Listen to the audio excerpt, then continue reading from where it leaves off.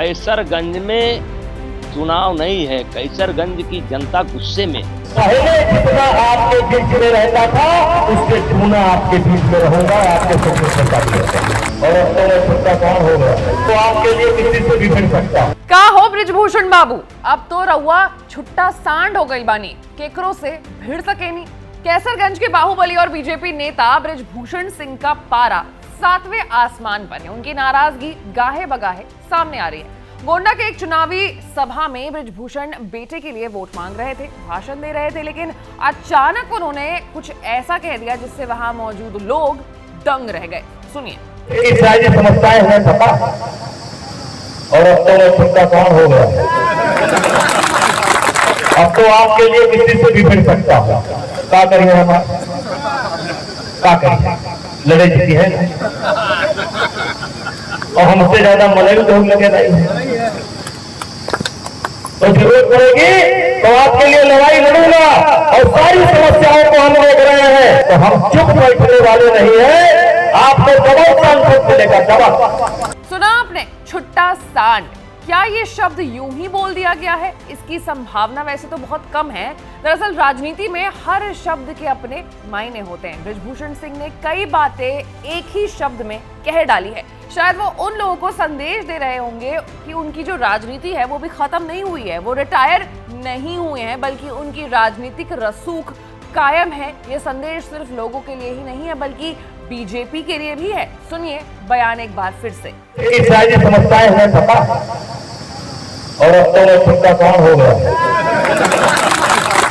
अब तो आपके लिए किसी से भी भिड़ सकता हूँ। क्या करिए हम, क्या करिए, लड़े जीती है और हमसे ज्यादा मले भी लोग लगे नहीं, तो जरूरत पड़ेगी तो आपके लिए लड़ाई लड़ूंगा और सारी समस्याओं को हम देख रहे हैं, तो हम चुप बैठने वाले नहीं है। आपको जवाब सांसद मिलेगा, जवाब। बात यही नहीं रुकी। ब्रिजभूषण सिंह ने एबीपी से बात करने के दौरान एक बड़ा खुलासा भी किया। वो कहने लगे कि टिकट देने में जब देरी हो रही थी तो मौका देख कांग्रेस ने पासा फेंका और उनकी पार्टी में शामिल होने का न्योता तक दे डाला। इसको डिकोड करेंगे, लेकिन पहले आप ये बयान सुनिए। किसी व्यक्ति ने हमसे फोन किया कि कांग्रेस के किसी बड़े नेता ने उनसे कहा कि ब्रिजभूषण सिंह जी से संपर्क कर लीजिए और कैसरगंज सीट मैं गठबंधन में ले लेता हूं, अपने पास ले लेता हूं और हमारी सीट से लड़ जाएं।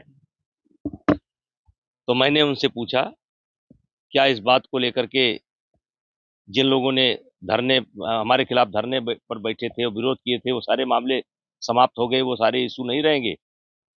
क्या मैडम से बात हो गई? तो कहा गया सारी बात हो चुकी है। तो हमने कहा क्यों ऐसा किया जा रहा है, क्यों आज हम अच्छे लगने लगे? तो उधर से उत्तर आया कि सबको पता है कि अगर कांग्रेस में वो शामिल हो जाएंगे तो उत्तर प्रदेश में कांग्रेस मजबूत हो जाएगी। तो ब्रिजभूषण सिंह ने एक झटके में दो बातें समझा दी। पहला ये कि उन पे आरोप लगाने वाली कांग्रेस उनको पार्टी में शामिल करने के लिए बेताब है और अब कांग्रेस को उनके ऊपर लगे यौन उत्पीड़न के आरोपों से भी कोई गुरेज नहीं है। वहीं दूसरी तरफ वो बीजेपी को भी संदेश दे रहे हैं कि उन्हें चाहने वालों की कोई कमी नहीं है। कांग्रेस दोनों बाहें खोलकर उनका इंतजार कर रही है। एक बार फिर से सुनिए।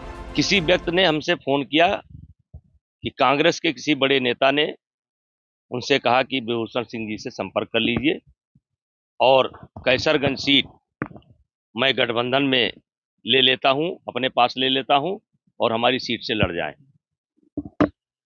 तो मैंने उनसे पूछा क्या इस बात को लेकर के जिन लोगों ने हमारे खिलाफ धरने पर बैठे थे और विरोध किए थे वो सारे मामले समाप्त हो गए, वो सारे इशू नहीं रहेंगे? क्या मैडम से बात हो गई? तो कहा गया सारी बात हो चुकी है। तो हमने कहा क्यों ऐसा किया जा रहा है, क्यों आज हम अच्छे लगने लगे? तो उधर से उत्तर आया कि सबको पता है कि अगर कांग्रेस में वो शामिल हो जाएंगे तो उत्तर प्रदेश में कांग्रेस मजबूत हो जाएगी। बता दें कि बीजेपी ने इस बार कैसरगंज से ब्रिजभूषण शरण सिंह का टिकट काट करके उनके बेटे करण भूषण को दे दिया है। हालांकि ब्रिजभूषण ने चुनाव प्रचार की कमान खुद संभाल रखी है। वो लगातार ये संदेश दे रहे हैं कि उनकी राजनीति को खत्म करने वाले चेत जाएं। अभी दम उनमें बहुत है, रास्ता एक नहीं कई है। ये संदेश उन्होंने कांग्रेस को भी दिया, बीजेपी को भी दिया, साथ ही साथ अपने इलाके को भी ये संदेश साफ और स्पष्ट रूप से दे डाला है। खैर, अब कैसरगंज की जो जनता है वो किसे चुनती है, किसे वोट देती है, किसे जिताती है, वो तो 4 जून को पता चल ही जाएगा। लेकिन तब तक ऐसे तमाम बड़े खबरों से अपडेटेड रहने के लिए आपको एबीपी लाइव को लाइक, सब्सक्राइब और शेयर करना होगा। मैं थी आपके साथ आशीष सिंह आनंद।